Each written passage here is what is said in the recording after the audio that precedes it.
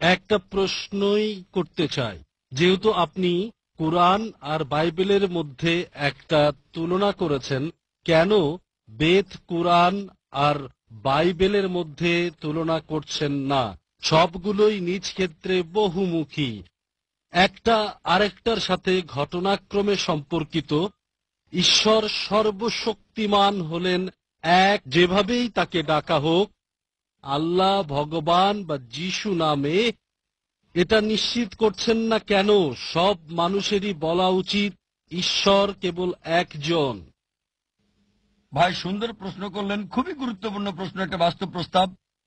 যখন আমি কোরআন আর বাইবেল নিয়ে তুলনা করছি, কেন কোরআন, বাইবেল, বেদ নিয়ে তুলনা করছি না?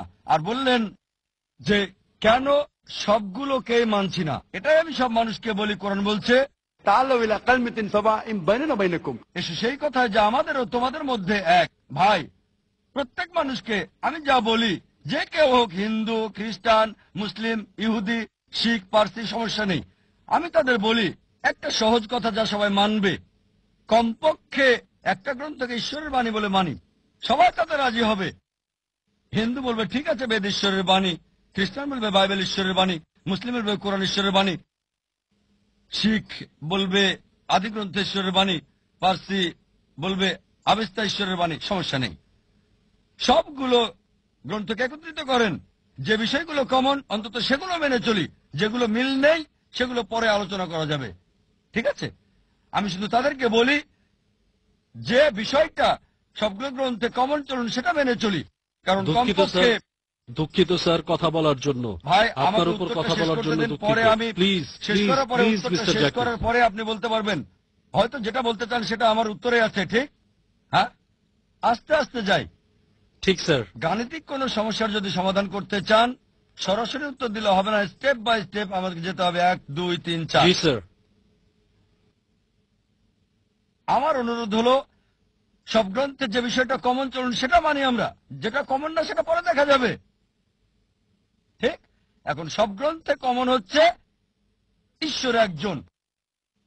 চলুন বিশ্বাস করি ঈশ্বর একজন। বেদ বলছে ঈশ্বর একজন, আমি বলিনি যে ঈশ্বর কেবল একজন, দ্বিতীয় কেউ নেই। বাইবেল বলছে যে গসপেল অফ মার্ক অধ্যায় 12 অনুচ্ছেদ 29, বুক অফ ডিউটেরোনমি অধ্যায় 6 অনুচ্ছেদ 4, শোনো ইসরায়েলবাসী, প্রভু আমাদের প্রভু একজন। ইহুদিরা, খ্রিস্টানরা এটা বলে, কোরআন বলছে কুল হুয়াল্লাহু আহাদ, বলো তিনি আল্লাহ এক, অদ্বিতীয়। তাহলে ট্রিনিটি আসে কোত্থেকে? এই ব্রহ্মা, বিষ্ণু, শিবা আসে কোত্থেকে? কোথায়? আমি সেটা বিশ্বাস করি না স্যার। ভাই আমাকে শেষ করতে দিন। কোরআনে ব্রহ্মার কথা বলা হয়নি, কোন শিবার কথা বলা হয়নি, যিশুর কথা বলা হয়নি যে তিনি ঈশ্বর।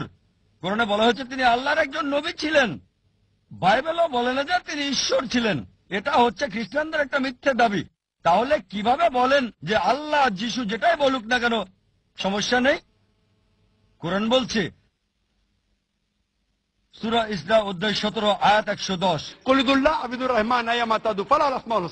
বলো আল্লাহ বলো আর রহমানই বলো, যে নামেই ডাকো তার রয়েছে সুন্দর সুন্দর নাম। সে নাম হবে তার নিজের দেওয়া, সে নামে মনে কোনো ছবি ভাসবে না, সেটা হবে সত্য নাম। আপনি ঈশ্বরকে মিথ্যা নাম দিতে পারবেন না, ঈশ্বরকে ছোট করতে পারবেন না, তাকে অসম্মান করতে পারবেন না। কিছু লোক আছে আমাকে বলে এতে আর এমন কি সমস্যা?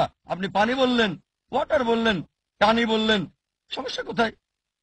যদি বলেন পানি, এটা হিন্দি নাম, টানি হচ্ছে তামিল, ময়া বা মাই এটা আরবি, জল বাংলা, সমস্যা নেই, যে কোনো নামে বলতে পারেন। কিন্তু কোন সকালে আমার এক বন্ধু এসে বলল প্রত্যেকদিন সকালে পানি খাই। ডাক্তার আমাকে বলল বেশি করে পানি খান, তবে পানি খাওয়ার পর আমার বমি হলো। আমি বললাম কেন? না, পানিটা হলদে বর্ণের ছিল। ডাক্তার পানি খেতে বলল, সে প্রতিদিন সকালে 1 গ্লাস করে পানি খায়, পানিটা হলদে। হলদে, হলুদ। তারপর বুঝলাম যে পানির কথা বলছে সেটা আসলে পানি না, ইউরিন। আপনি ইউরিনকে পানি বলতে পারেন না, পানিকে বড় জোর বলতে পারেন টানি, বলতে পারেন ওয়াটার। একইভাবে আল্লাহকে রহমান বলতে পারেন, রহিম বলতে পারেন, করিম বলতে পারেন, রব। কিন্তু ঈশ্বরকে মানুষ বলতে পারেন না, ঈশ্বরকে ইনসান বলতে পারেন না, যেমন ইউরিনকে পানি বলতে পারেন না। আর ধর্মতত্ত্বের গোষ্ঠীপথর সূরা ইখলাস অধ্যায় 112 আয়াত 1 থেকে 4-এ সে কথা বলা হয়েছে। তাই আমি বলতে চাচ্ছি, যেগুলো পার্থক্য সেগুলো দূরে রাখেন। কোরআন কোথাও বলেনি যিশু ঈশ্বর, কোথাও কোরআন বলেনি মহেশ ঈশ্বর, তাই মহেশকে দূরে রাখুন। হ্যাঁ, যদি বলেন ব্রহ্মা, ব্রহ্মা সংস্কৃত শব্দ যার মানে হচ্ছে সৃষ্টিকারী ঈশ্বর। যদি বলেন স্রষ্টা, কোনো আপত্তি করব না। যদি বলেন ঈশ্বর হলেন স্রষ্টা, তাহলে কোনো আপত্তি করব না, কারণ কোরআন বলছে আল্লাহ হলেন খালিক, স্রষ্টা। কিন্তু যদি বলেন এই স্রষ্টার আছে 4টা মাথা, 4টা হাত আছে, তাহলে একটা ছবি তৈরি করছেন, আপনি বেদের বিরুদ্ধে যাচ্ছেন। ঈশ্বরের কোনো প্রতিমূর্তি নেই। আমি সেটা বিশ্বাস করি স্যার। সুতরাং তাকে স্রষ্টা বলে ডাকেন, কিন্তু যদি বলেন স্রষ্টা হলেন মানুষ, তাহলে সে ঈশ্বর না। আমি ক্ষমা চাচ্ছি স্যার।